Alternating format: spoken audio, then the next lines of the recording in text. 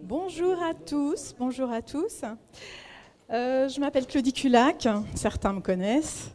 Je suis présidente de l'association La Compagnie des Aidants et je suis aussi co-organisatrice de la Journée nationale des aidants, dont la thématique est cette année « Conciliation vie professionnelle et rôle d'aidant ». J'ai le plaisir d'abord d'animer cette table ronde et pour m'accompagner et pour parler de ce sujet, j'ai à mes côtés Armelle Tilly, maire adjointe de Chaville et conseillère générale déléguée aux personnes âgées, Jean-Luc Noël, psychologue, Michel Dussin, directeur de l'environnement social, du travail du conseil départemental, Mélinda Moulin, psychologue du travail, Olivier Crus, président-directeur général de Reprotechnique. Nous attendons Franck Guichet, qui est sociologue et qui, actuellement, est au Crédit Agricole Assurance parce que nous avons pas mal d'événements organisés aujourd'hui. Il va nous rejoindre tout à l'heure. Pour commencer, j'appelle Madame Tilly, maire adjointe de Chaville et conseillère générale déléguée aux personnes âgées, qui est à l'initiative de cette table ronde. Eh bien, bonjour mesdames, bonjour messieurs. Donc, je suis très heureuse en tant que conseillère départementale du 92 de venir aujourd'hui vous parler effectivement de ce sujet, comment concilier la vie professionnelle avec la vie personnelle. Alors, je suis heureuse à double titre parce qu'effectivement, j'ai moi-même porté personnellement, professionnellement, ce projet des aidants qui a toujours été au cœur de mes préoccupations. Alors simplement pour faire un petit rappel sur mon retour, c'est que j'ai créé une association il y a 10 ans à peu près de logement intergénérationnel où justement j'ai pu mettre à profit, j'ai pu voir cette relation d'un jeune qui vivait au domicile d'une personne âgée et comment cette aide était précieuse. Et en 6 ans de temps, j'ai vraiment vu de très belles rencontres et cela n'a fait que renforcer cet attachement que j'ai eu du rôle de l'aidant. Et puis, la vie a fait que je suis devenue maire adjointe en charge des personnes âgées dans ma ville de Chaville. Et donc, qui dit la délégation des personnes âgées, dit bien évidemment la rencontre avec les aidants. Et ça, c'est le cas de la plupart de nos professionnels dans les centres d'action sociale, de pôle solidarité ou de coordination, c'est d'être en lien avec les aidants. Et j'ai pu voir dans cette carrière que j'ai pu avoir des situations compliquées, des situations qui m'ont posé de réelles questions. Un aidant aujourd'hui est confronté effectivement à de vraies problématiques et notamment j'ai eu malheureusement des exemples où l'aidant est parti avant l'aider. Et ça effectivement c'est une situation qui existe et qui existe réellement, sur lequel on n'en parle peut-être pas forcément. Mais là où je suis très heureuse aujourd'hui, c'est que ce projet qui, dans ma tête, et avec de nombreux partenaires ici présents, nous avons travaillé à ce que l'aidant soit vraiment au cœur des préoccupations. L'État aujourd'hui, les pouvoirs publics aujourd'hui, prennent réellement à bras-le-corps cette problématique de l'aidant et j'en suis réellement très heureuse. Alors, notre département n'a pas attendu d'avoir notamment la loi qui vient de sortir de l'adaptation de la société au vieillissement pour pouvoir se préoccuper de l'aidant. Notre département a, il y a quelques années, alors j'ai plus la date en tête, je crois c'était en 2011, dans le cadre de l'économie sociale et solidaire, avait remis un prix, un des prix le plus importants, à une entreprise qui s'appelle la Compagnie des Aidants, dont Claudie Culac vous a parlé. Et donc, ça montrait déjà l'intérêt de notre département sur cette problématique de l'aidant. Et donc, voilà, j'ai eu la chance de pouvoir travailler aussi aux côtés un peu de Claudie et de voir un projet naître, notamment avec une plateforme, un outil, comment faciliter la vie de l'aidant. Parce que ça aussi, on a la chance d'avoir des lois qui aujourd'hui vont dans le bon sens, et notamment, pas plus tard que le 4 octobre, mon maire, qui est député Jean-Jacques Guillet, a déposé des propositions de loi justement pour améliorer le statut de l'aidant, donc c'est très très bien, mais il faut aussi des initiatives privées pour pouvoir mettre à disposition des outils. Et ça, donc nous en parlerons, et notamment dans cette journée nationale des aidants, et c'est vraiment aujourd'hui le 6 octobre, je crois que c'est la 7e journée nationale des aidants, on s'aperçoit que d'année en année, sur notre territoire notamment, il y a de plus en plus d'actions. Et je crois que sur nos 36 communes, on a 10 belles actions qui sont vraiment mises en place. Je pense à Colombes notamment, avec une marche là, qui a lieu en ce moment pour les aidants. Enfin, il y a de très nombreuses actions qui sont proposées sur notre département. Et puis je vois surtout cette salle qui est pleine. Et je me dis qu'effectivement, c'était un pari, c'était un défi. Est-ce que le public, est-ce que les salariés, les agents du département vont se sentir concernés par cette problématique? Eh bien, je crois que vu le nombre que vous êtes, cela nous réconforte et nous dit qu'effectivement, nous avons vraiment de belles actions à mener ensemble sur ce projet, qui est un projet extrêmement important parce que ça concerne quand même 11 millions de Français. 11 millions de Français sont des aidants qui sont des aidants de conjoints malades ou aidants d'un enfant aussi qui peut être malade ou handicapé.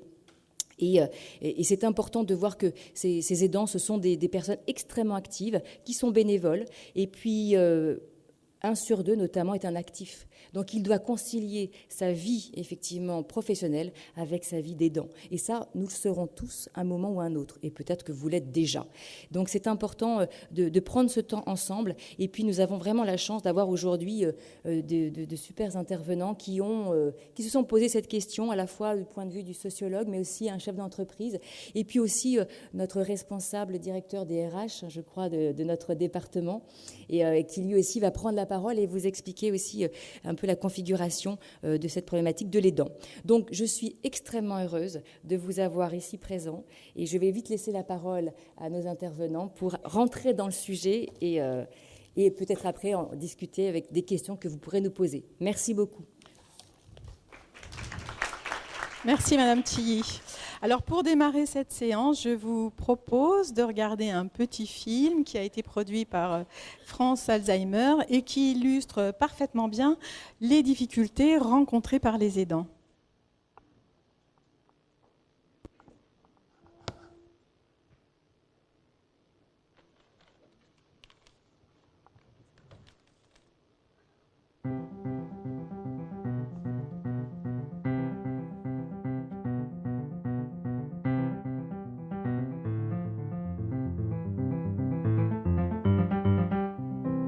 Le moment le plus critique, c'est le matin. Il peut être dans une situation d'angoisse terrible parce qu'il n'a plus la notion du temps, il a très peur de ce qui va se passer, il a l'impression qu'on va comme il dit, trimballer d'un endroit à un autre. Certains matins, il peut se réveiller totalement tétanisé. C'est difficile parce que le laisser en situation d'angoisse, je ne sais pas faire. Donc je vais prendre un quart d'heure de plus pour que ça s'apaise, ou alors je vais partir brutalement, mais ça c'est compliqué pour moi. Je sais que si je pars en tournant le dos, comme ça, brutalement, la journée va être difficile pour moi. On ne doit pas oublier que pratiquement la moitié des aidants actuellement sont en activité professionnelle. On estime que dans une entreprise sur 5, il y a plus d'absentéisme lié à un parent touché par la perte d'autonomie que d'absentéisme pour un enfant. J'en ai parlé qu'à une personne avec cette peur pour déjà avoir vécu des situations qui étaient liées à la santé, soit de mon enfant, soit de quelqu'un de ma famille, donc en l'occurrence mon père, où ça a posé chaque fois beaucoup de problèmes par rapport au travail. C'est très sympathique de dire aux collègues « Ah, c'est génial, j'ai emmené mon enfant, c'est le premier jour de rentrée à la maternelle ». C'est moins drôle de dire « Ah, pour la première fois, j'ai accompagné ma mère à un centre Alzheimer ». On n'a pas envie d'en parler. Et puis un autre élément aussi, les gens se disent « Si je dis que je suis un aidant, ça va me fragiliser et peut-être vais-je même être mis sur le côté, voire licencié, parce que j'explique que je suis aidant ». Je repars au travail avec l'envie de travailler, la nécessité de le faire, la nécessité d'avoir un salaire, mais aussi en mettant des limites pour prendre soin de moi. C'est-à-dire que si je vois qu'à un moment donné, je suis limite, je m'arrêterai quelques jours. Je mets d'une certaine manière un plan de carrière, si j'en avais eu un, entre parenthèses.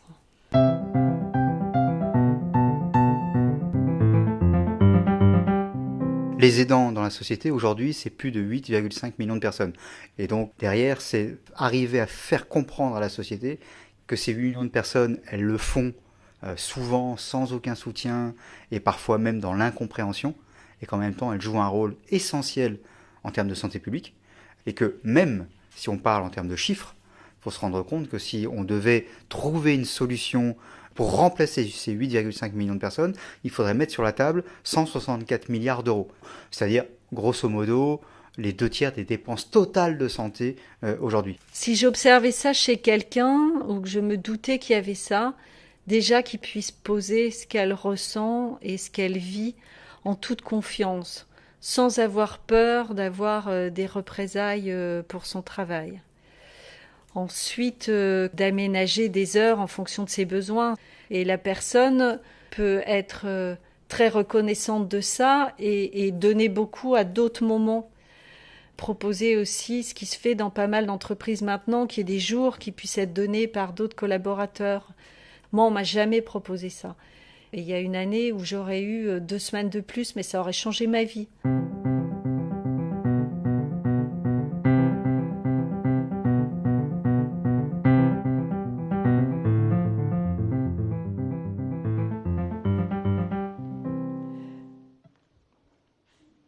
Donc pour démarrer notre table ronde, je vais tout d'abord donner la parole à Jean-Luc Noël qui va nous éclairer sur le sujet des aidants et certainement que beaucoup d'entre vous vont se reconnaître dans ses propos.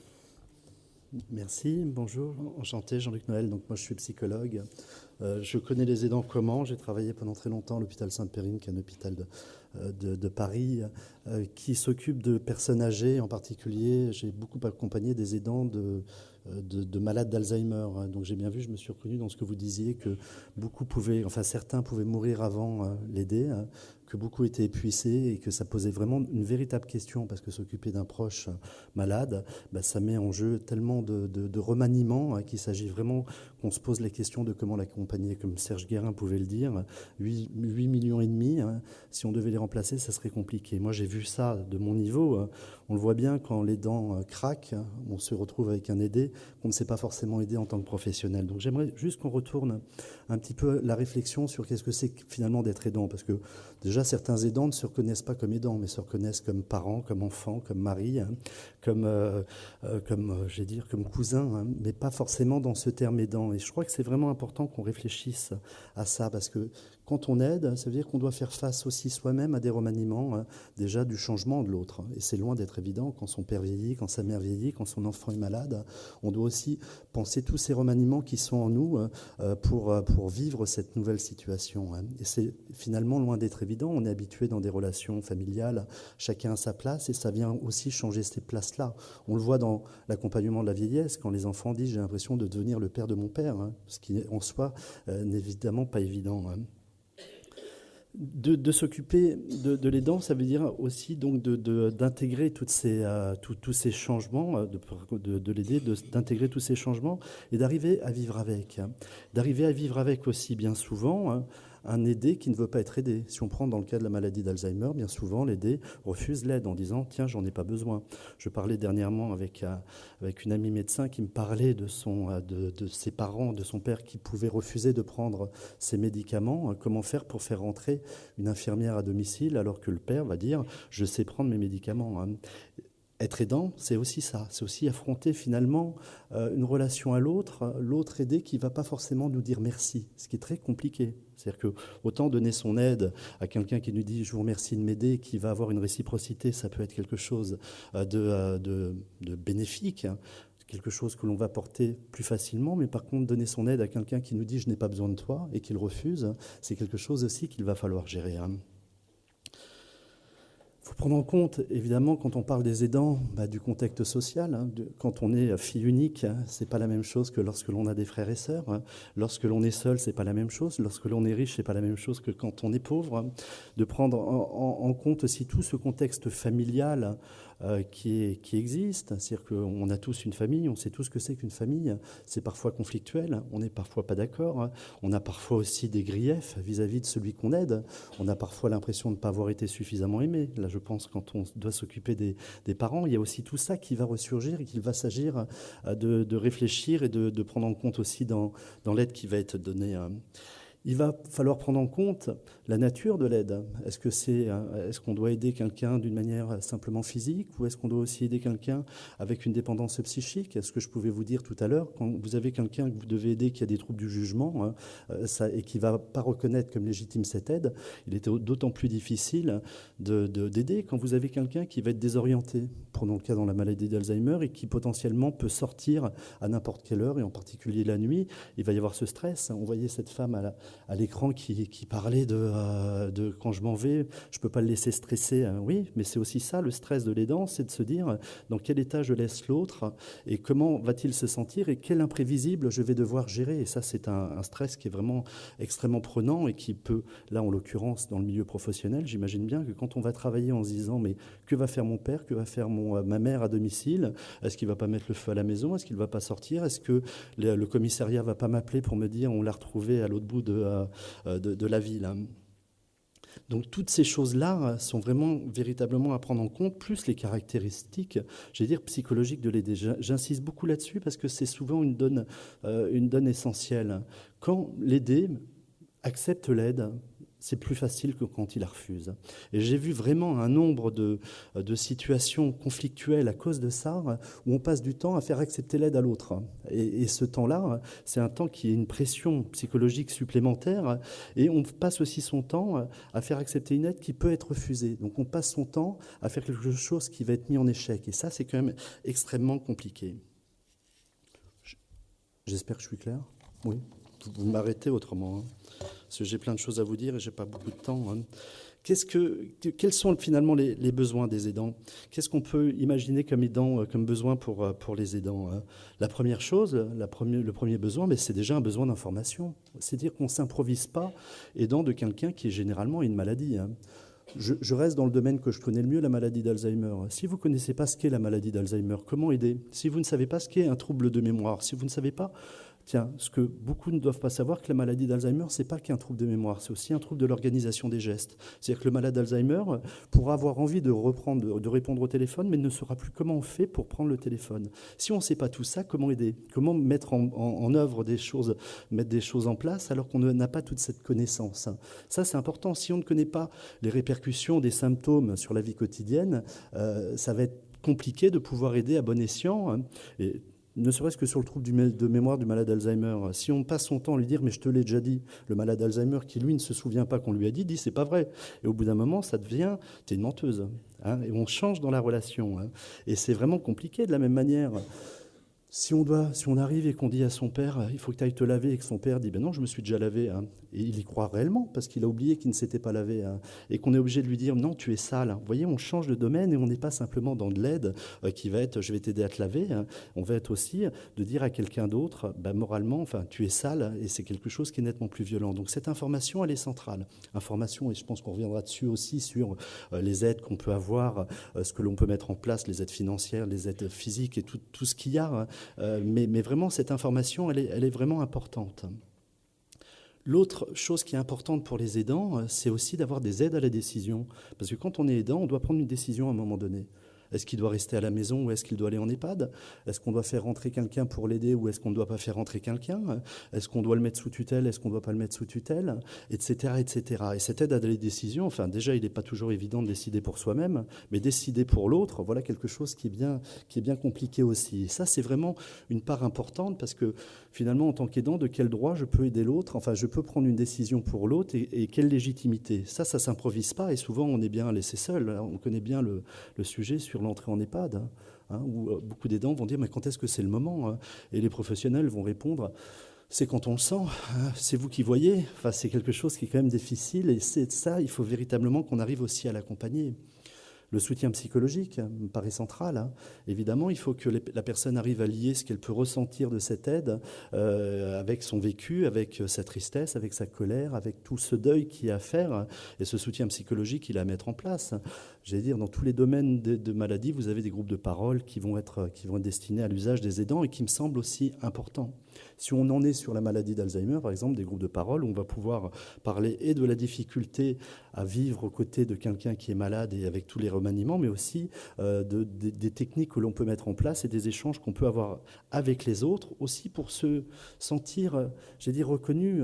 J'étais frappé dans ce passage vidéo sur le fait de ne pas dire. Enfin, je crois que c'est terrible d'être aidant et de ne pas pouvoir le dire à son travail, pas pouvoir le dire à d'autres, et presque avec parfois un sentiment de honte qui peut exister. Et ça, je crois qu'il y a vraiment cette nécessité aussi de pouvoir le parler, et dans un soutien psychologique, qu'il soit en groupe, qu'il soit individuel. Évidemment, le répit, il faut aussi pouvoir donner aux aidants des formules de répit pour pouvoir se ressourcer, avec toute la difficulté que ça donne, parce que se ressourcer, des fois, c'est s'éloigner de l'aidant, de l'aider, c'est compliqué, mais c'est aussi quelque chose qui est nécessaire à penser. Quel temps je vais prendre pour moi, quel temps je vais pouvoir avoir pour aussi contrecarrer tous les effets de l'aide, c'est-à-dire un réseau social qui diminue. Quand on s'occupe de l'aider, on n'a plus le temps de voir ses amis. Et puis même, des fois, on a le temps peut-être de les voir, mais quand on les voit, on est tellement désagréable, parce qu'on est tellement mal avec soi-même que les amis ne veulent plus nous voir. Donc il y a vraiment un réseau qui va se resserrer. Donc ça, c'est vraiment des choses auxquelles il faut penser, de ne pas se sentir seul dans l'aide, alors que l'aide nous amène de plus en plus à être seul. Je ne sais pas combien de temps il me reste. 3 minutes. Très bien. Donc c'est vraiment important, moi je crois, qu'on arrive, j'allais dire, si on est là, c'est bien qu'on peut donner de l'aide aux aidants. Enfin, il n'y a pas de souci là-dessus. Je crois qu'il faut même qu'on réfléchisse d'une manière globale comment accompagner au mieux les personnes pour les aider, parce que il est central que chacun s'y retrouve. Vous disiez, madame, en effet, il y a des aidants qui meurent avant les autres, qui meurent avant l'aider, mais qui meurent aussi parce qu'ils n'ont pas le temps de se soigner. Moi, j'accompagne une femme depuis des années. Elle a un problème de thyroïde qui doit être sans doute lié à un cancer. Elle n'a pas le temps d'aller voir le médecin, elle n'a pas le temps de se faire opérer, elle n'a pas le temps parce que tout simplement, si elle va à l'hôpital et qu'il y reste 3 semaines, il reste la question de son aidé, et elle sait très bien que si elle n'est plus là, il risque de se passer une détérioration, et donc elle ne va pas se faire opérer. Sa santé est vraiment en jeu, et c'est des choses que l'on voit, mais véritablement très très fréquemment. Et je crois que là, le problème de santé publique, il est réel, il est sérieux. Par contre, l'aide, c'est vrai qu'on arrive à mettre en place des choses. Enfin, moi qui ai fait des groupes de parole pendant longtemps, je peux vous promettre que les gens vont mieux. Les gens vont mieux parce qu'ils se sentent reconnus dans leur place d'aidant, ils se sentent reconnus aussi dans leurs difficultés. Ils se sentent reconnus aussi dans cette idée que oui, c'est pas facile d'aider, et que oui, des fois, ça rend agressif. On le sait bien. Des fois, les aidants aussi peuvent craquer en étant dans de l'agressivité vis-à-vis de l'aider, et ça, c'est quand même insupportable à vivre. Vous dites, l'autre est le malade, et en plus, je l'ai envoyé paître. Enfin, c'est quelque chose qui est tellement difficile à vivre, et pourtant qui est bien légitime. Et cette parole, cette souffrance-là, il faut qu'on arrive à la prendre en compte, mais pour mieux accompagner autant l'aider que l'aidant. Et ça marche. Le tout, après, c'est comment le mettre en place, et comment arriver à faire que les gens viennent, et comment arriver à faire que les gens, puissent s'en saisir. Oui. Merci, Jean-Luc. Merci. Merci. Nous reviendrons sur vos propos. En tous les cas, en tant qu'aidante, je me suis absolument reconnue dans tout ce que vous nous avez dit. Je vous propose de vous donner la parole, parce qu'aujourd'hui, c'est la Journée nationale des aidants, et donc les aidants ont la parole. Si vous avez des questions pour Jean-Luc, n'hésitez pas. Ou si vous avez envie de témoigner, on est là aujourd'hui pour vous écouter.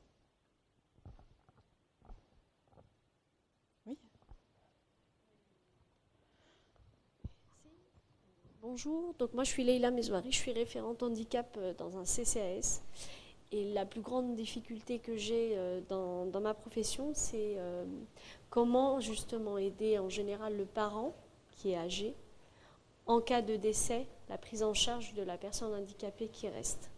C'est extrêmement dur de mettre en place des choses, et on est face justement à l'angoisse de la maman ou du papa qui dit souvent « j'espère qu'il mourra avant ». Donc c'est dur d'encaisser ça aussi pour nous, et j'aimerais bien avoir des outils pour avoir un accueil et justement des réponses qu'on pourrait apporter à ces familles. Voilà. Donc vous avez besoin d'outils. Oui. Mais vous avez besoin aussi, pour vous en tant que salarié, d'être accompagné aussi, parce que c'est parfois difficile. C'est ce que vous voulez nous dire quand vous êtes confronté aux difficultés rencontrées par les parents. j'ai envie de dire, à ce moment-là, on ne se protège même plus nous, mais d'essayer d'apporter... c'est hyper dur de faire face à la mort déjà de la personne âgée, de mettre en place justement, de mettre en place les choses parce que on sait que la maman en général, c'est la maman qui vieillit, faire face à sa mort à elle et justement mettre en place et protéger la personne handicapée. Voilà. Ça marche, oui. Voilà des situations intenables, hein, de se dire on va partir avant son enfant qui a besoin et dont on s'occupe depuis des années. Qu'est-ce qui rassure les gens finalement à ce moment-là? C'est ce qu'on peut leur garantir de mise en place pour la suite. Hein. C'est donc d'arriver à parler avec la personne elle-même, en effet, après sa mort. Donc ça, c'est pas évident. Quand on est salarié, c'est pas évident. Après, il faut garder ça en tête, c'est que ça, c'est dans la tête de la personne que vous aidez. Enfin, la personne qui va mourir sait qu'elle va mourir, c'est même son inquiétude première. Et c'est pas tant de mourir qui l'inquiète, c'est de savoir comment son fils ou sa fille va être aidé. Et donc là, il y a vraiment des aides, des paroles qui peuvent se dire. Le tout, c'est, en tant que professionnel, de ne pas avoir peur d'affronter cette parole-là, parce qu'elle va nous submerger, parce qu'elle n'est pas facile à entendre. Et donc là, après, ça, c'est le boulot. Ça, c'est le boulot. C'est des groupes d'analyse de pratique, c'est des supervisions, c'est des choses comme ça qui peuvent vous aider. Parce que vraiment, cette femme qui meurt, par exemple, elle a besoin que vous soyez solide en disant, mais on va prévoir la suite pour votre fils. Et il y a des choses qui vont garantir que le confort de vie sera au maximum pour votre fils. Et si elle peut entendre ça, elle peut aussi partir, je n'ose pas dire en paix, mais au moins avec sérénité. Je ne sais pas si je réponds, mais...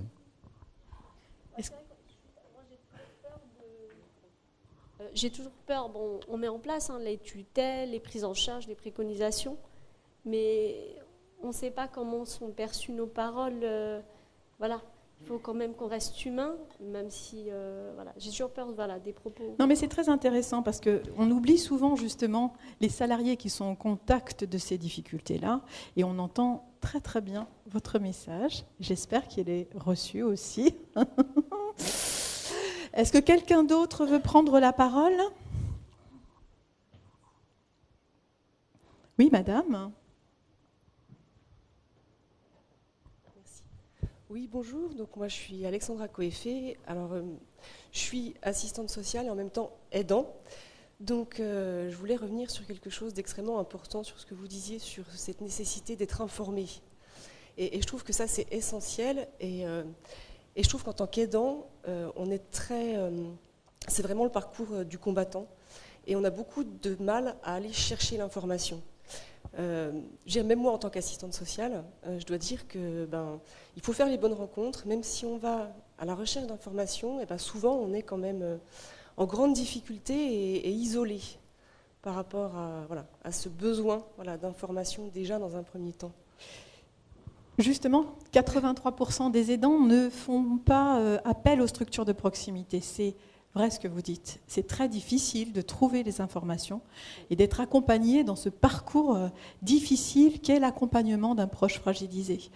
Je crois qu'avec le temps, ça va s'arranger parce qu'à force de répéter à qui veut bien l'entendre que c'est difficile de trouver de l'information, on devrait pouvoir y arriver, on espère, en 2017. En plus, avec la loi ASV, avec la conférence des financeurs, ça va nous donner, je pense, des outils qui vont nous permettre justement de diffuser de l'information. Une dernière prise de parole et après je vais donner la parole à nos intervenants.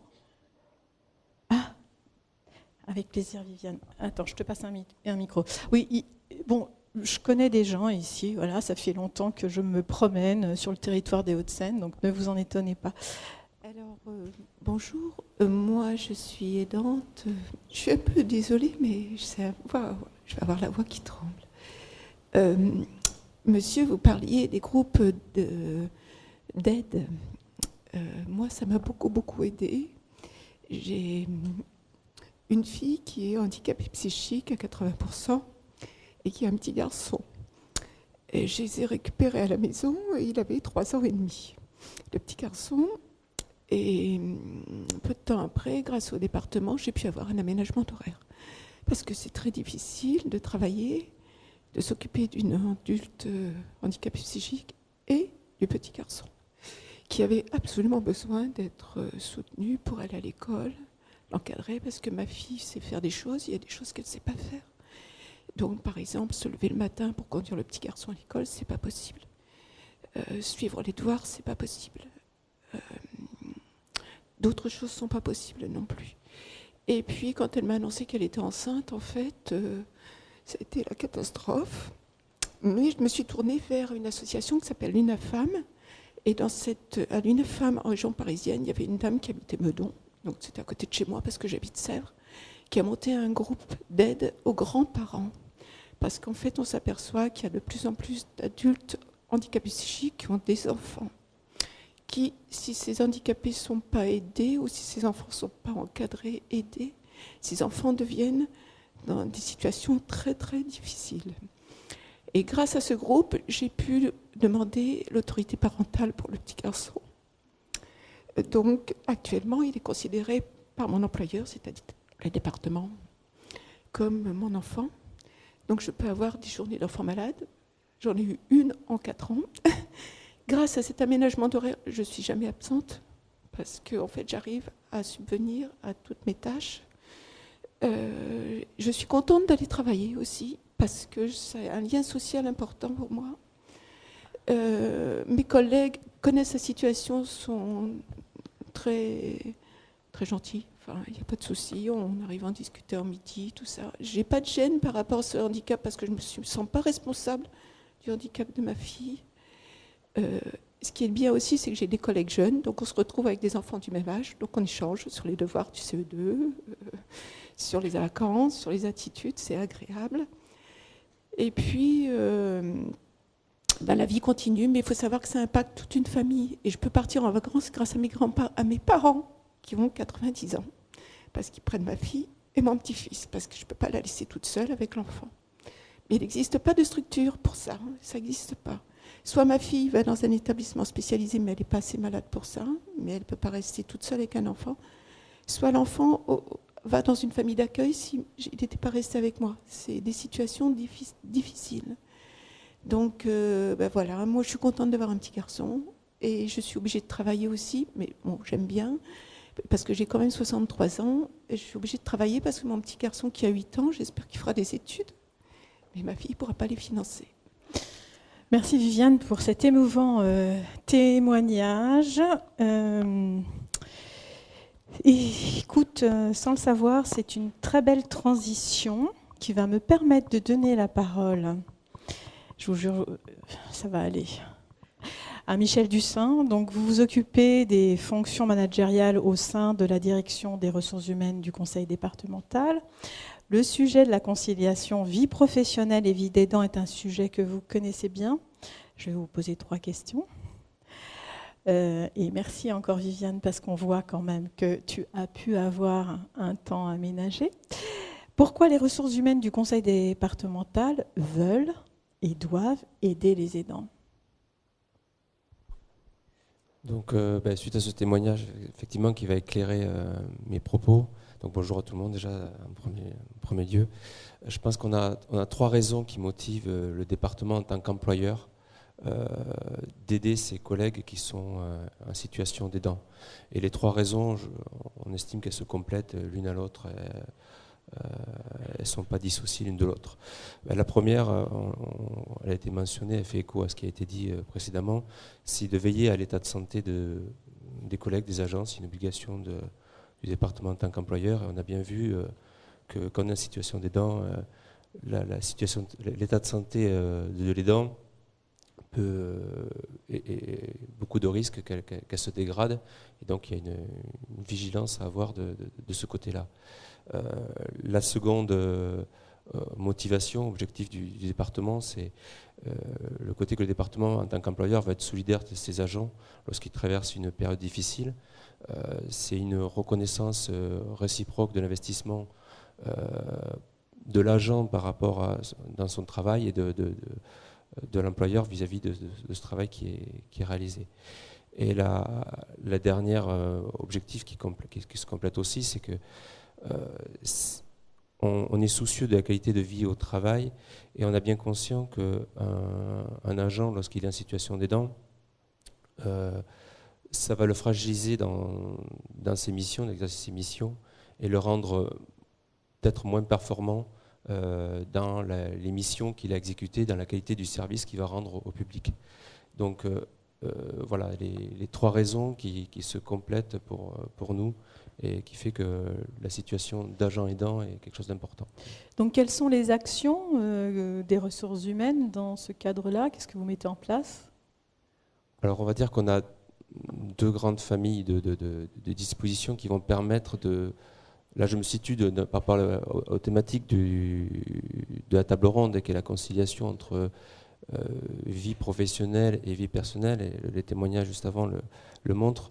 Ça va être déjà tout ce qui est possible à disposition du temps de travail pour aider un collègue aidant à concilier ces deux vies. Et après, c'est aussi d'avoir mis en place un service qui peut être à l'écoute des agents lorsqu'ils rencontrent une période difficile dans leur quotidien pour les aider à l'affronter. Si je synthétise un peu les principales dispositions dans le temps de travail qui vont aider un agent à faire face à ces deux vies qu'il rencontre. Hein. Donc évidemment, on a les congés annuels, on a les RTT, on a les journées qu'on peut avoir mises sur compte épargne-temps. On a aussi, lors de la dernière révision du règlement de temps de travail, mis en place des horaires variables qui peuvent, dans certaines mesures, dans le quotidien, faciliter les démarches du collègue. On a aussi, donc ça a été mentionné un exemple, on est vigilant à pouvoir proposer des aménagements horaires lorsqu'un collègue a à s'occuper d'une personne qui rencontre un handicap. Il y a aussi le temps partiel de droit qui est proposé lorsqu'on doit s'occuper de son conjoint, d'un enfant, d'un ascendant qui a aussi soit un handicap, soit une maladie grave à affronter. On a une autorisation exceptionnelle d'absence qui est aussi prévue par le règlement du temps de travail lorsque justement aussi on a quelqu'un de son entourage qui a une maladie grave ou un accident qui risque de rendre difficile le quotidien de ces personnes. Et la dernière disposition ici, c'est le congé de solidarité familiale qui existe aussi au sein de la collectivité. Voilà, c'est les principaux dispositifs dans le temps de travail. Et auxquels on associe, ce que je mentionnais, c'est un service composé de travailleurs sociaux et de conseillères en économie familiale qui peuvent être une porte d'écoute et de conseil pour les agents si le besoin se fait sentir. Ok, donc ça veut dire que moi, salarié au conseil départemental, je le sais tout ça? Je vous entends pas. Vous allez le savoir bientôt. Alors, je vous donne la parole après, s'il vous plaît. D'accord? On finit, j'ai 3 intervenants, puis après. Waouh! Donc, information des salariés, ça serait pas mal, je crois. Hein, on serait tous d'accord de savoir tout ce qui existe quand on se retrouve dans ces difficultés. Parce qu'une dernière question, c'est cette question de projection démographique. Hein, on le sait, on est dans une société vieillissante. Alors, est-ce que à la direction des ressources humaines, on a envie d'innover, on a envie d'être créatif, on a envie de faire des tables rondes avec des salariés pour écouter ce dont ils ont besoin? Oui, on est conscient que la situation des dents ne va pas aller en se réduisant, qu'on a un vieillissement de la démographie qui touche aussi la pyramide des âges des collègues. Donc on a un effort supplémentaire de communication à faire auprès des aidants, une écoute effectivement à continuer à persévérer auprès des collègues. Après, cette situation, on la prend quand même aussi en compte dans le cadre des projets qu'on met en place. Notamment, on a le projet visionnaire. Alors, ça parle plus à ceux qui travaillent au sein de la collectivité, qui est même un projet qui vise à réfléchir sur la modernisation de notre fonctionnement, les actions qu'on peut mettre en place liées à l'environnement aussi du travail et aux relations qu'on peut avoir au sein du travail. Et il y a des actions qui vont permettre, toujours en lien avec la thématique de la table ronde, de concilier vie professionnelle et vie personnelle. Et je pense notamment à l'expérimentation, le déploiement à venir du télétravail et le développement aussi des tiers-lieux de travail qui permettront aussi, je pense, d'aider à concilier ces deux temps. Merci Michel, et on sent que vous êtes bienveillant et que tout va bien rouler dans l'avenir. Alors maintenant, je vais donner la parole à Mélinda Moulin. Vous êtes régulièrement en relation avec des salariés qui vous expriment leurs difficultés, qui sont très nombreuses. Alors, je vais vous poser 2 questions. Donc, quelles sont les difficultés les plus exprimées par les aidants dans l'entreprise ? Je vais toutes vous les poser comme ça, si vous avez envie d'enchaîner. Quels sont les retentissements psychologiques d'une telle situation ? Et y a-t-il un accompagnement proposé par le conseil départemental ? Je vous laisse la parole. Merci. Bonjour à tous. Effectivement, donc je vais répondre un peu comme ça aux 3 questions. Effectivement, je reçois donc des agents qui sont concernés et qui sont en situation d'aidant et qui, à côté de ça, ont besoin de travailler.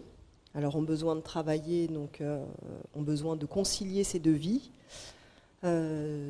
Grâce aux dispositifs qui existent, dont certains sont au courant, d'autres, on a vu, moins. Bon.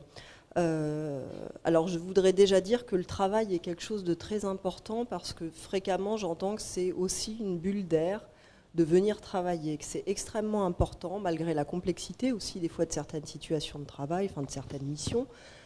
Ça reste toujours quelque chose qui est central dans les entretiens, ce besoin de rester au travail. Hein, même en étant fatigué, même en ayant affaire face à beaucoup d'enjeux, que ce soit familiaux ou au travail, les personnes souhaitent continuer à travailler dans tous les cas. Voilà. Donc ça, c'est important. Donc tous les mécanismes, tous les dispositifs qui peuvent être proposés qui rendent cette conciliation pérennisable, sont vraiment à explorer. Ensuite, concernant les difficultés de la conciliation, il y a toute la dimension du parcours de soins quand on est aidant, tous les rendez-vous médicaux à prendre, à assurer. Alors généralement, on n'est pas du tout maître des rendez-vous, par exemple dans les hôpitaux, donc on prend un peu le rendez-vous comme il est proposé, et ensuite on s'efforce de rendre tout ça conciliable, ce qui occasionne une dépense d'énergie, je dirais psychique, cognitive, pour rendre tout ça compatible, qui est considérable. Donc au-delà de la situation très bien décrite, d'épuisement psychique qui prend place toujours à un moment, chez l'aidant, il y a cette dimension aussi organisationnelle qui prend beaucoup de temps, avec une inquiétude. Est-ce qu'on va pouvoir honorer ces rendez-vous ? Est-ce que tout cela sera compatible ? Après, il y a aussi, je voulais parler d'un point particulier, toute la dimension, quand on sait qu'on va devenir aidant, on le sent, c'est-à-dire la phase de diagnostic.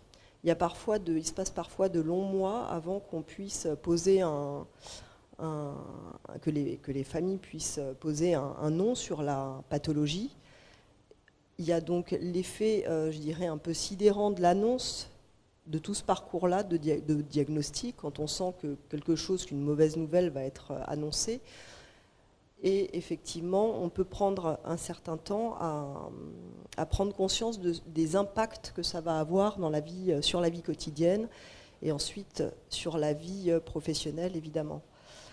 Il y a évidemment les inquiétudes quand on est au travail. On est aussi un peu toujours avec la personne qu'on aide, que ce soit un parent, un enfant, un conjoint. Donc il y a un souci quotidien et des temps de pause qui sont fréquemment utilisés pour prendre des nouvelles.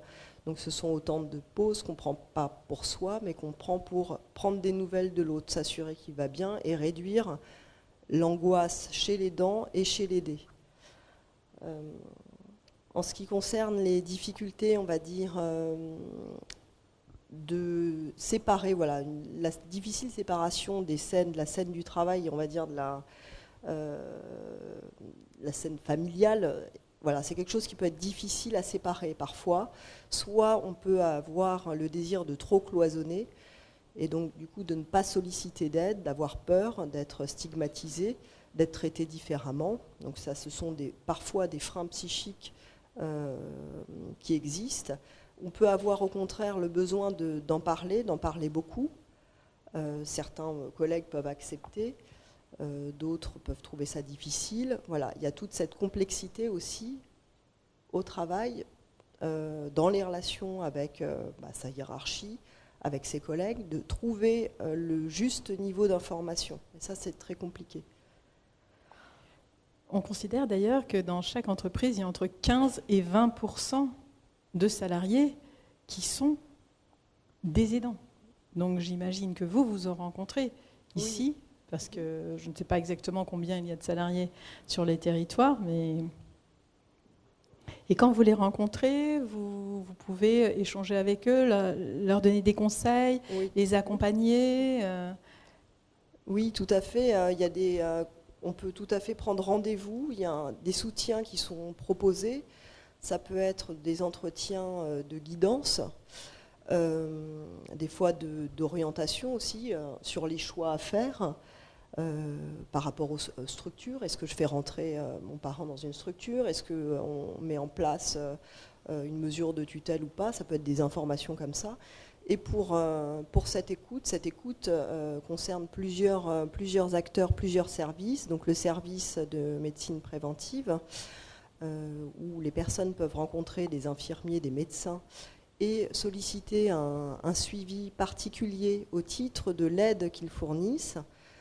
Ensuite, il y a aussi le service d'accompagnement social qui propose une information sur les droits, mais aussi une écoute. Voilà, donc et puis des consultations, on va dire, là je parle pour ma part, d'ordre psychologique, enfin un soutien psychologique aux aidants, pour aider déjà pour libérer un petit peu cette parole, cette souffrance, et aussi donner des conseils. Je vous remercie, Mélinda. Merci. Je vais donner maintenant la parole à Olivier Cruz. Après, je vous donnerai la parole. Donc, nous avons avec nous aujourd'hui Olivier Cruz, qui est président directeur général de Reprotechnic. C'est intéressant d'avoir un manager d'une entreprise moyenne, on va dire. Je crois que vous avez 70 salariés. Oui, 75. Voilà. Et de voir avec vous, par exemple, ce que vous avez mis en place, si vous avez mis des choses en place, si vous avez eu, au sein de votre entreprise, besoin de réagir très rapidement, parce que je crois que vous avez eu une salariée qui s'est retrouvée en difficulté à un moment, et on aimerait bien vous écouter. Bonjour à tous. Tout d'abord...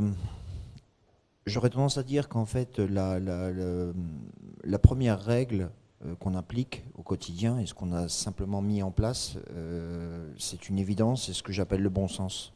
C'est-à-dire qu'en fait, un salarié a une vie familiale, il a une vie professionnelle, et si jamais la vie familiale si jamais il ne peut pas gérer correctement sa vie familiale, effectivement, ça impacte sa vie professionnelle.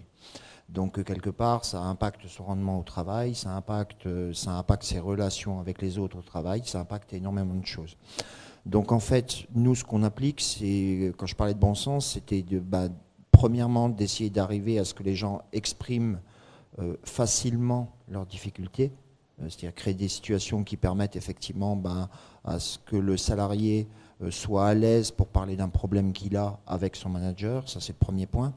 Une fois que ce premier pas est franchi, je dirais que, et c'est pas forcément le plus simple d'ailleurs à franchir, mais je dirais qu'une fois que ce premier pas est franchi, après quand on regarde bien, c'est simplement du bon sens, c'est-à-dire que si jamais il y a un rendez-vous qui est prévu un mercredi à 10h, le rendez-vous est prévu mercredi à 10h. Et l'entreprise, si jamais elle se met en obstruction par rapport à ça, de toute façon, elle va se retrouver soit avec un arrêt de travail, soit avec une situation qui sera encore plus compliquée à gérer que le problème lui-même. Donc finalement, en fait, c'est pour ça que je parlais de bon sens, c'est-à-dire qu'on essaye de prendre en compte effectivement les contraintes, Et puis on s'adapte tout simplement. Bon, je pense qu'on a la chance aussi d'être 75, donc c'est peut-être un petit peu plus facile que quand on a plusieurs centaines ou plusieurs milliers de personnes, c'est clair. Enfin, je pense que de toute façon, une entreprise, c'est plusieurs strates et que donc finalement, y compris par exemple le département, c'est une somme de petites entreprises qui fonctionnent entre guillemets de manière autonome et qui peut mettre en place effectivement des backups éventuels. Donc voilà, donc effectivement, bon, on a eu une salariée qui a accompagné malheureusement son mari, qui était en phase terminale de cancer. On a adapté son poste, effectivement, dès qu'elle nous demandait des heures ou des journées ou des demi-journées, on s'est arrangé. Parfois en allant au-delà des notions légales, c'est-à-dire que bon, il y a des congés payés, ok, elle a plus de congés payés, ok, mais c'est pas grave. Enfin bon, c'est pas fondamental en soi, c'est-à-dire qu'à la limite on compte et puis après on rattrapera, etc. Donc on a trouvé, enfin je pense qu'on essaye d'appliquer ce principe-là, qui pour moi est une évidence, qui en interne se vit globalement bien, sans règles particulières, je dirais. Bon, maintenant, donc voilà. Il y a un point qui est très important également, c'est que l'aidant a effectivement besoin d'aide pendant la partie difficile. Là, en l'occurrence, une fois que son mari était décédé, on s'est aperçu qu'en fait, là où elle a eu le plus besoin de nous, c'est dans son changement de statut. C'est-à-dire que notre responsable des ressources humaines l'a notamment aidé dans les démarches pour se déclarer mère isolée, enfin parent isolé, etc., etc. Donc c'est pas forcément une évidence, notamment quand ce sont des gens qui sont en production, qui ne sont pas forcément au fait des dernières réglementations. Et donc effectivement, notre responsable des ressources humaines s'est renseigné et puis il a accompagné dans la mise en place de ces démarches, en fait. Donc, voilà notre petite contribution. Merci pour votre témoignage. Je vais vous donner la parole. Je sais que vous avez envie de la prendre. Donc, bonjour, je suis aidante aussi, et donc depuis un certain nombre d'années. Et quand j'ai vraiment beaucoup besoin de temps, j'ai demandé à ma hiérarchie quelle était des possibilités pour que je puisse aider au mieux mon proche. Et on m'a dit, est-ce qu'il est en phase terminale ou pas? Voilà. Donc, à partir du moment où il n'était pas forcément en phase terminale à ce moment-là, j'avais le droit à rien. Et en phase terminale, même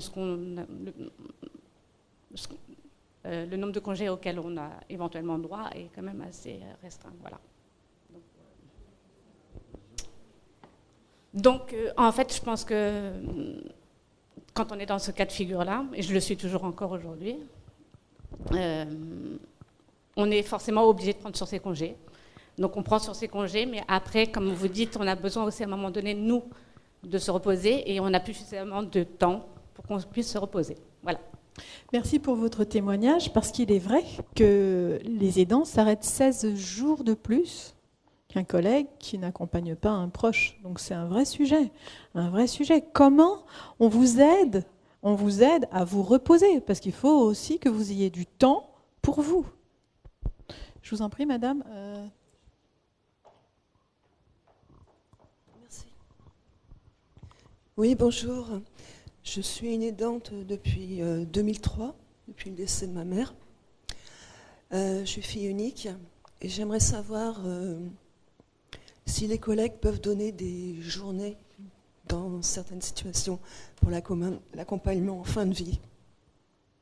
Ah, c'est pour vous, monsieur Dussin. Oui, alors malheureusement, à la fois ça va permettre de compléter un peu dans les dispositions du temps de travail qui permettent de concilier dans certaines situations vie personnelle et vie professionnelle. C'est vrai que dans le dernier règlement du temps de travail, on a aussi intégré le don de jours entre collègues. Alors ça c'est une nouveauté qu'on a pu intégrer l'année dernière. Par contre, il est dans l'exemple qui vient d'être par rapport à la question donnée, c'est qu'il est limité de par la loi, de par le décret qui a été repris dans le règlement du temps de travail aux enfants jusqu'à 20 ans. Donc le décret qui a été pris par l'État et qu'on a repris dans le règlement du temps de travail ne traite que la situation d'aidant vis-à-vis d'un enfant. Ne traite pas la situation d'aidant vis-à-vis d'un parent, personne âgée. Mais on est bien conscient que cette situation aussi existe, mais on est dépendant un peu aussi du cadre légal qui s'impose aux collectivités. Bonjour, moi je suis aussi... alors la première chose que je voudrais dire, c'est qu'il a fallu cette journée pour que je prenne conscience que j'étais aidant. Alors que aidant de ma mère, hein, qui est âgée, le premier aidant de ma mère, ça a été mon père pendant ses années de dialyse. Et tout naturellement, quand mon père est décédé, j'ai pris le relais il y a 15 ans. Donc la situation s'est dégradée pour maman, puisque maintenant elle est atteinte de la maladie d'Alzheimer. Et concrètement, en tant que professionnelle, puisque c'est le thème aussi aujourd'hui, j'en suis arrivée, maintenant je suis statutrice, donc son représentant légal. Et ma difficulté à moi, c'est que ma maman, elle ne se trouve pas à proximité, elle est en province. Donc actuellement, je suis statutrice depuis 3 ans, mais ça fait déjà bien 4-5 ans que j'aménage tout mon temps de congé, de manière à pouvoir me rendre auprès de ma mère tous les 2 mois en province pour gérer sa maison, les rendez-vous, etc. Je pensais être un peu soulagée quand elle rentrerait en structure. Ce n'est pas le cas. Là, actuellement, je suis en train de vendre sa maison pour payer la maison de retraite. Donc, compromis de vente, rendez-vous, enfin bon, tout ce qui va avec. Donc, il n'y a plus de vacances pour moi, hein, puisque tous les 2 mois, il faut poser à peu près une semaine, parce que je ne peux pas faire l'aller-retour sur un week-end. Le week-end, vous ne pouvez pas y aller, parce que vous ne pouvez pas rencontrer les gens, ni prendre les rendez-vous. Donc, voilà. Qu'est-ce que concrètement, ma collectivité, aujourd'hui, pourrait me proposer, dans mon cas.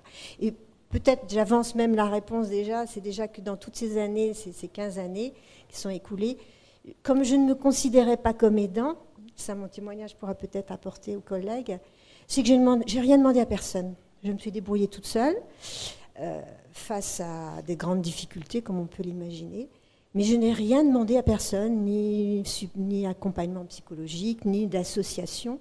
La première fois où vraiment j'ai fait un appel à la France Alzheimer, à la suite d'un rappel à l'ordre de la police, puisque le commissariat nous a contactés et a rappelé, j'ai un frère qui habite Dijon, nous a rappelé que nos devoirs d'enfants est de nous occuper de notre mère.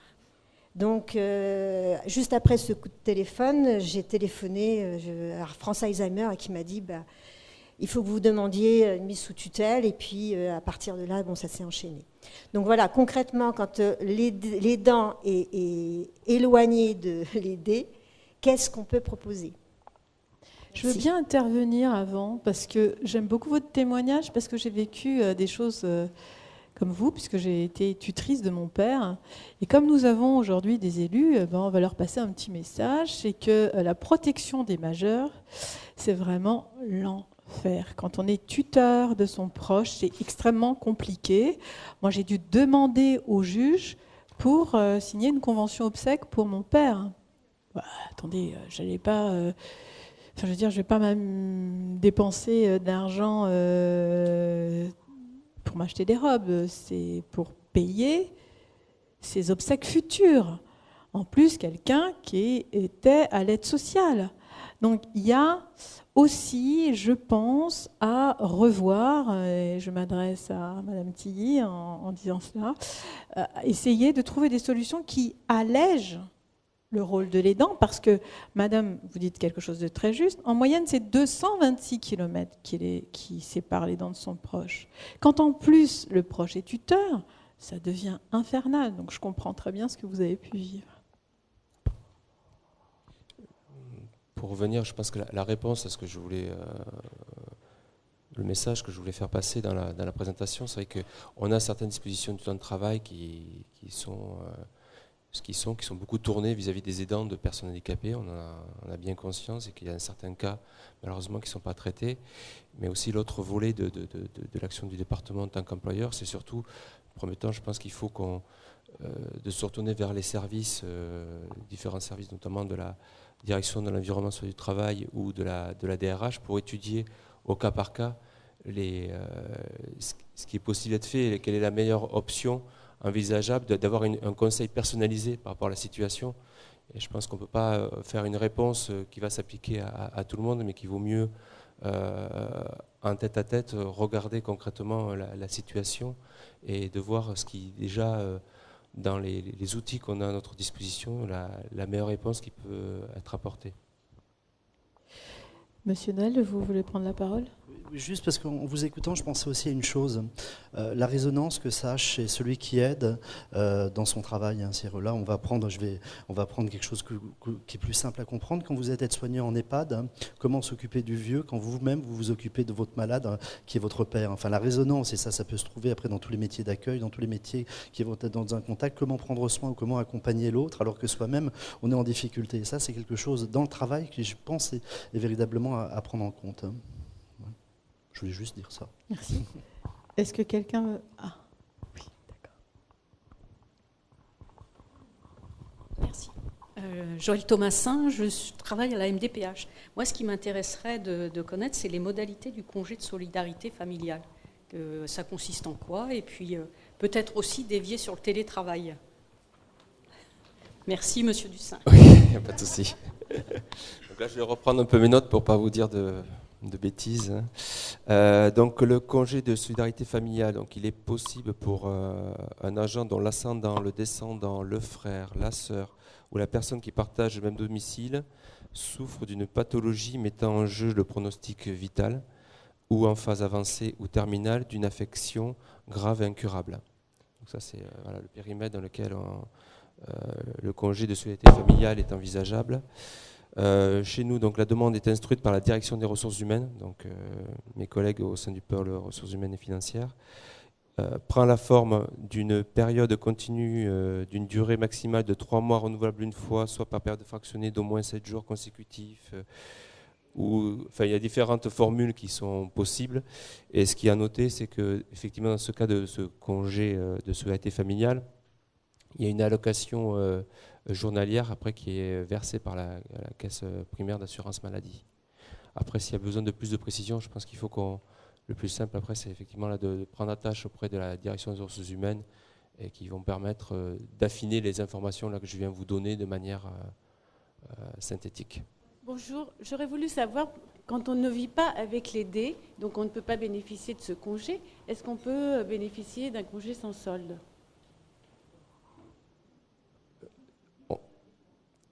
Alors pour les congés sans solde, enfin une mise à disposition, enfin il n'y a pas de, ça peut être un congé sans solde pour convenance personnelle. Il n'y a pas de contrainte dans l'absolu. Il n'y a pas une contrainte un motif dans l'absolu de prouver que un lien, il peut y avoir des congés sans solde pour convenance personnelle. Ça me demandait plus de précision.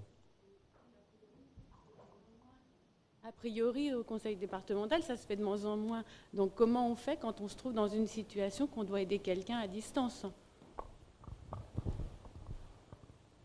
Non mais je reviens toujours, je pense qu'il faut quand même mieux...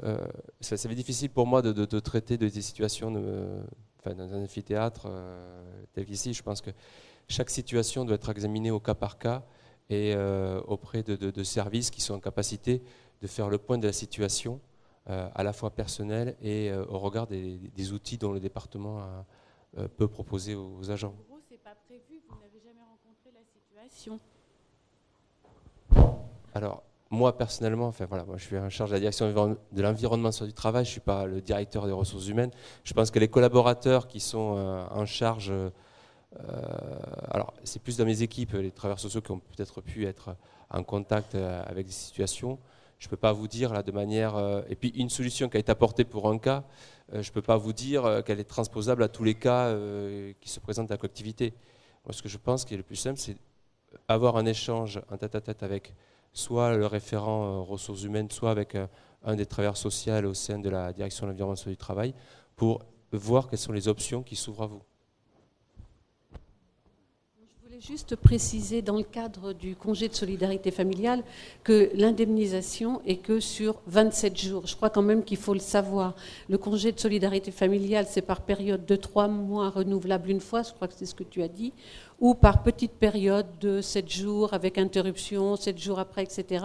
Mais l'indemnisation n'est que sur 27 jours, ce qui est quand même relativement limité.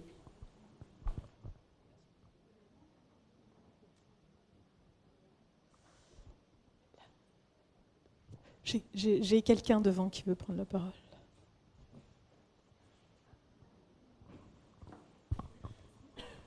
Donc, bonjour à tous. Donc, je me présente, Elisabeth Vers. Donc, je suis consultante évaluatrice en santé et qualité de vie au travail. Donc, je suis certifiée par le groupe AFNOR, donc, et anciennement infirmière. Donc, on va dire que la démarche que je peux mettre en œuvre, donc en santé et qualité de vie au travail, développe en fait la mise en œuvre des pratiques organisationnelles, donc favorables à la santé en milieu du travail. Donc, cette démarche globale associe les liens sociaux et la performance économique qui s'articulent autour de 4 sphères. Donc on va prendre en compte les habitudes de vie, bien sûr, du salarié aidant, l'équilibre vie perso-vie pro, l'environnement de travail et les pratiques de management.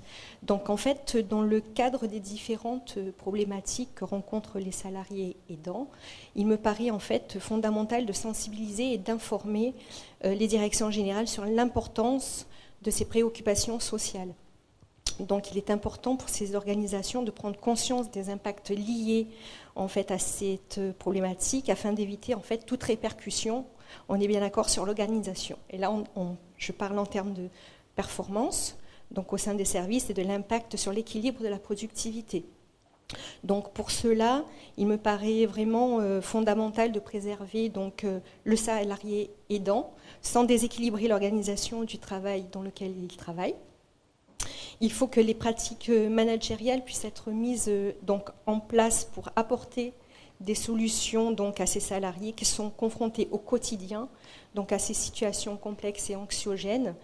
Dans le cas contraire, bien sûr, on va être confronté à des coûts directs, indirects, donc liés à l'absentéisme, au présentéisme et autres, et qui représentent, on est bien d'accord, un coût abyssal pour l'organisation.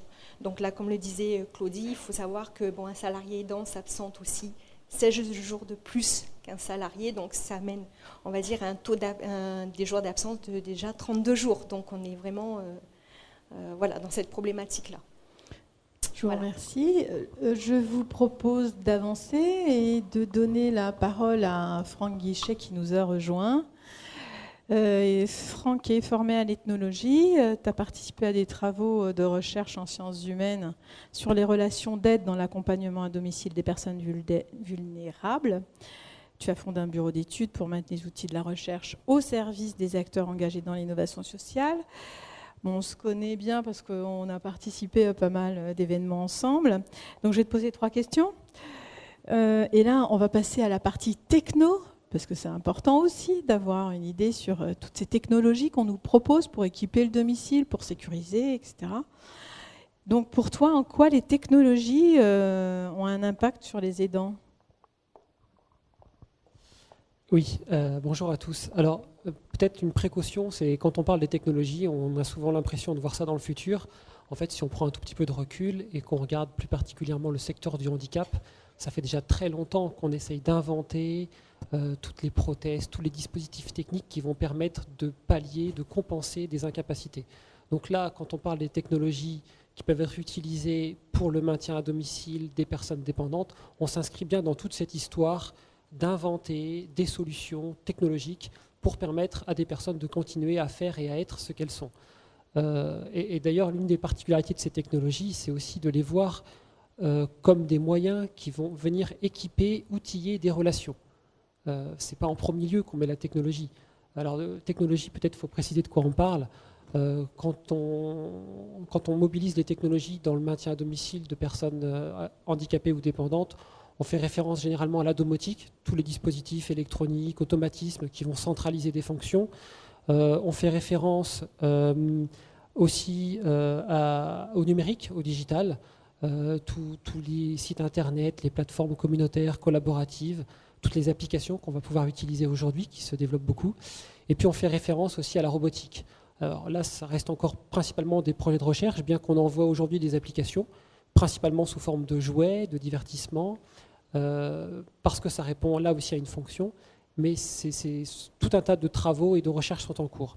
Alors, quels sont déjà, pour traiter la question de l'impact, je propose de regarder plutôt les usages. plutôt que de regarder la technologie comme un objet en soi, regardons-la comment elle est utilisée, par qui et à quelle fin. Et dans ce que je connais des aidants, les aidants, ils utilisent principalement toutes ces technologies pour 3 grandes raisons. D'abord parce qu'ils ont un souci de confort et de bien-être auprès de la personne qu'ils accompagnent. Donc ces technologies vont faciliter le maintien du confort et du bien-être de la personne. Ils ont un souci aussi de sécurité, comment sécuriser la personne. Là, on peut penser à tout un tas de dispositifs de géolocalisation qui vont permettre de savoir où se trouve la personne pour éviter de l'avoir à l'enfermer, par exemple. Et puis, on parle aussi de technologies qui vont être utilisées pour la communication.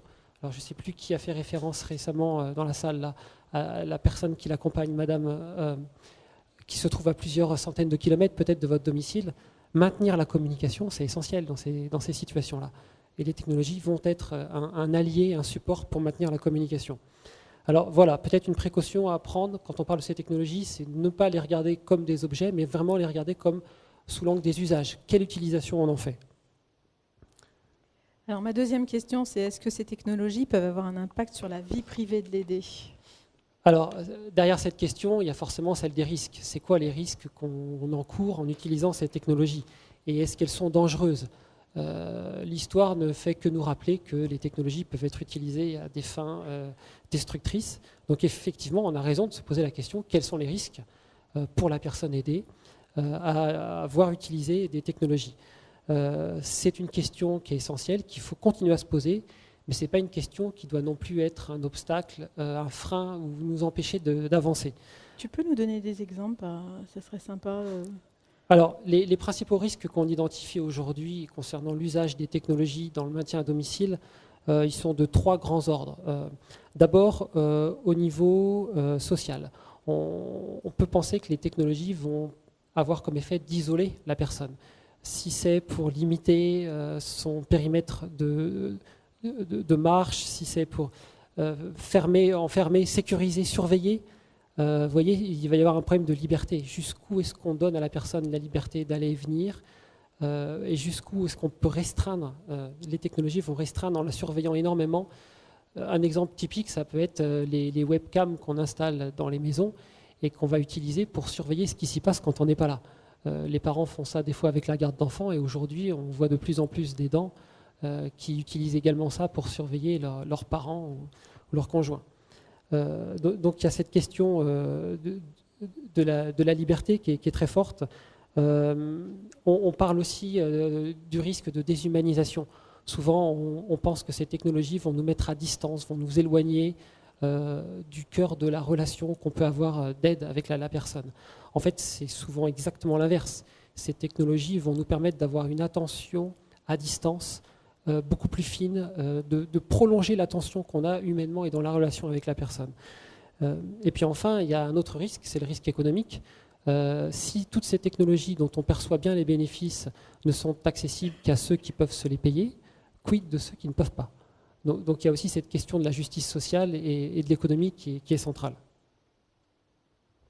En quoi ces technologies ont un impact sociétal pour toi? Oui, alors cette question-là, je trouve qu'elle résonne bien avec tout ce qu'on est en train de se dire là aujourd'hui, notamment vous, madame, qui dites que vous comprenez en venant aujourd'hui que vous êtes une aidante. On voit bien que là, sur le sujet des aidants, en fait, les aidants, ce n'est pas une catégorie sociale instituée qu'on mobilise, dans laquelle on peut se reconnaître aujourd'hui, ça a été très bien dit. La plupart de ceux qui sont aidants aujourd'hui ne se reconnaissent pas comme des aidants. Donc ce qu'on est en train de faire là, tous ensemble, je crois, c'est de faire émerger une réalité encore méconnue, très incertaine, et puis en parlant, en trouvant les manières de pouvoir le dire. Votre témoignage, madame, était à la fois bouleversant, mais aussi plein de bonnes pratiques. Vous nous avez dit que vous avez fait appel à l'UNAFAM, que vous avez dit, que vous avez su raconter. Donc vous voyez, c'est ça. Là, on essaye de faire émerger, de donner du sens à une réalité qu'on vit individuellement, et souvent affectivement, ça nous touche au plus profond de ce qu'on est dans le vrai. Ce que j'appelle le vrai, c'est affectivement, humainement, là où on est. Et toutes ces technologies, eh bien, elles vont avoir un impact aussi sur ça, parce qu'elles vont nous permettre de faire circuler des informations, des expériences, de partager des vécus. Alors, j'évoquais les plateformes communautaires, donc celles qui vont être au service d'une communauté d'entraide, d'échange. Je crois que Claudie, tu en es l'une des pionnières. Il y a les plateformes collaboratives, on va pouvoir aller plus loin que dans l'échange, on va pouvoir mettre à disposition des autres des prêts, des dons, Alors, un sujet un peu annexe, là on parle des technologies, mais on en parle souvent ensemble avec Claudie, la question des aides techniques, qui paraît très évidente pour les personnes handicapées, reste encore un vrai problème, une vraie difficulté pour les personnes âgées. On voit bien que les aidants, en se prêtant entre eux, en se redonnant du matériel qu'ils n'ont plus besoin parce que la personne a été placée, parce qu'elle est décédée, là on fait émerger, on a besoin de ces technologies pour nous permettre de faciliter ces échanges, parce qu'on peut très bien redonner à un aidant qui habite à des centaines de kilomètres de chez nous un matériel que nous on n'en a plus besoin mais que lui va avoir besoin. Donc ces technologies vont nous permettre de nous rapprocher. Et en même temps, on voit bien que ça s'inscrit dans un courant de la société qu'on appelle aujourd'hui l'économie circulaire, où on n'est plus à la recherche du profit et de la croissance délibérée, on essaye au contraire de faire circuler des expériences, de les partager. Donc je crois que la question des aidants nous mène et nous oriente vers cette économie circulaire, voilà, qu'on cherche tous un peu à faire émerger aujourd'hui. C'est tout à fait ça. Je pense qu'en tant qu'aidant, il ne faut pas rester seul. Ça, c'est la première chose. Il faut trouver quelqu'un, il faut trouver la ressource, il faut pouvoir communiquer, il faut pouvoir échanger. Vous avez tous des bonnes pratiques, il ne faut pas rester seul, il faut en faire profiter les autres. J'ai envie de vous redonner encore la parole, on arrive presque au bout. Excuse-moi, peut-être tu as encore... je voulais rajouter un point, c'est en tant que sociologue, je tiens à témoigner avec vous d'un aspect qui m'a profondément marqué, et d'ailleurs Claudie en est aussi une très belle illustration, c'est les aidants sont aujourd'hui un creuset, un vivier d'innovation. En tant qu'aidant, on fait l'expérience de toute l'insuffisance des aides dont on pourrait disposer, on fait l'expérience de tous les cloisonnements, de toutes les difficultés qu'il va y avoir au niveau du fonctionnement médico-social en général, et bien souvent on va avoir des aidants qui à titre individuel vont essayer de construire l'outil, l'instrument, ce qui leur a manqué, ce dont ils ont fait l'expérience et qu'ils auraient souhaité avoir mais qu'ils n'ont pas eu en tant qu'outil, en tant que moyen. On voit des innovations formidables se créer sur cette base-là. Si tu avais 5 minutes, Claudie, ça serait intéressant que tu racontes toi-même ton expérience. Donc les aidants, je pense qu'il faut les voir vraiment comme des alliés, parce que le regard qu'ils portent sur le fonctionnement médico-social en général est extrêmement riche dans ce qu'il peut apporter d'innovation, de nouveauté. Voilà, donc je vous invite vraiment à voir les aidants comme des alliés possibles pour construire avec eux des nouvelles solutions. Bon, puisque tu m'as à mon tour donné la parole, je vais vous raconter ma petite histoire, comme ça vous donnera une idée sur justement comment on peut, d'une expérience d'aidant, construire quelque chose pour essayer d'apporter une réponse, ce serait prétentieux de dire 11 millions, mais en tous les cas à beaucoup d'aidants. Donc en fait, moi je me suis retrouvée aidante d'une tante âgée handicapée. Je me suis retrouvée un peu seule à ce moment-là.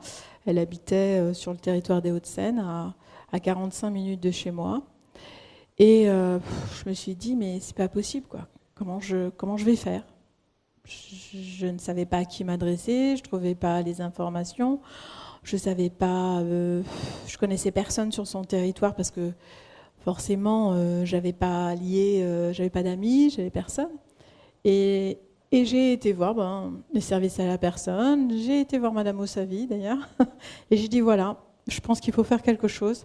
Et donc, j'ai créé la compagnie des aidants qui se développe bien maintenant aujourd'hui, dans l'idée qu'il ne faut pas rester seul, dans l'idée qu'il faut partager, qu'il faut communiquer, qu'il faut échanger. Et puis moi, je venais du développement durable, et ça m'avait rendu dingue de voir sur les trottoirs des déambulateurs, des fauteuils roulants qui étaient jetés alors qu'ils pouvaient servir à d'autres.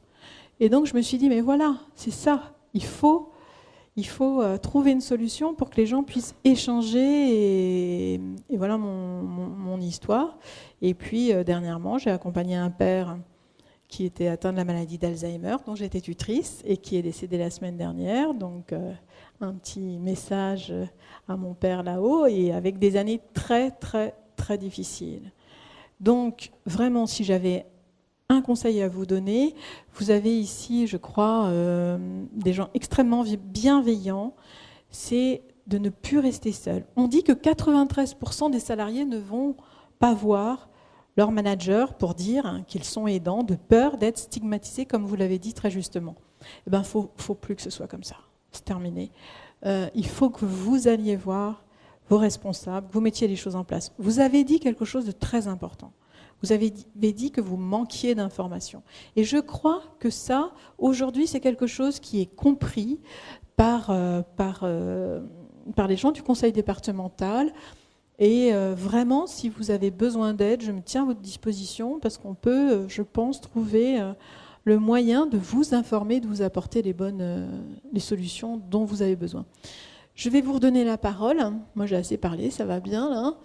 Donc, n'hésitez pas à nous poser vos questions, à témoigner. Je sais que vous avez peut-être envie d'aller déjeuner.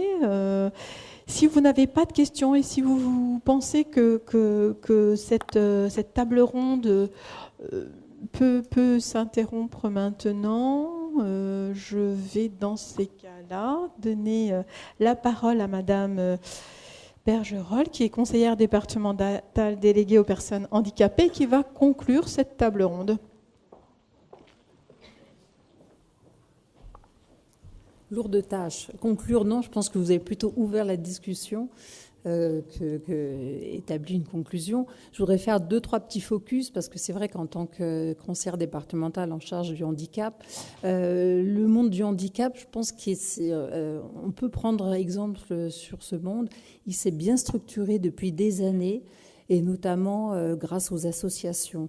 Et les associations sont un recours pour les familles. Je voudrais faire aussi le petit focus sur les familles avec des enfants handicapés, où ça, c'est vrai que vous prenez comme ça dans la face l'annonce du handicap.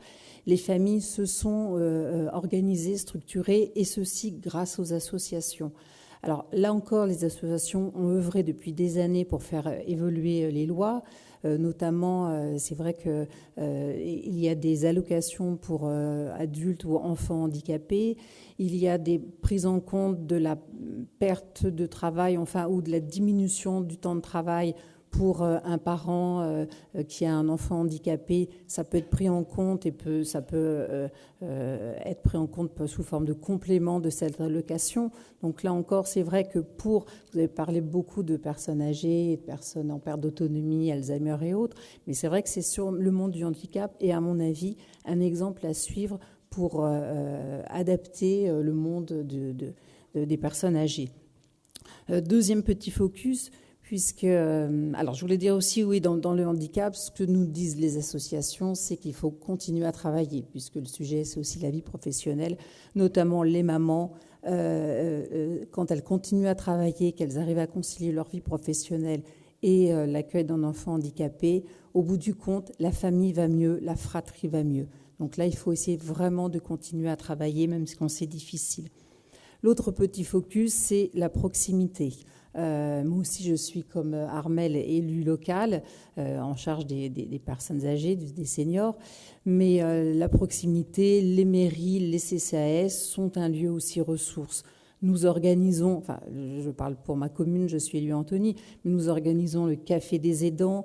Nous l'organisons souvent le samedi matin pour que les gens qui travaillent puissent y venir.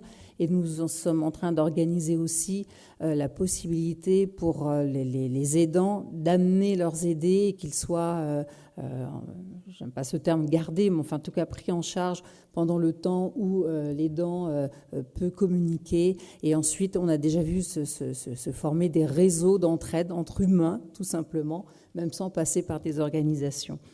Et enfin, donc peut-être le petit mot de conclusion, c'est en même temps tout ce temps que l'on consacre à aider son proche, c'est vraiment, est-ce que c'est pas l'humanité, notre humanité profonde, en même temps, je pense que ça nous apporte quelque chose d'incomparable.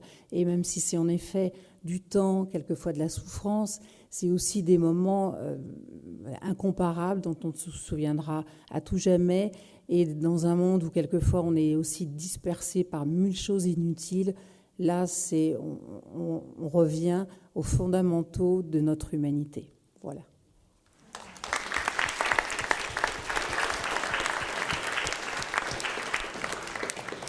Je vous remercie d'avoir participé à cette table ronde et je vous dis peut-être à bientôt.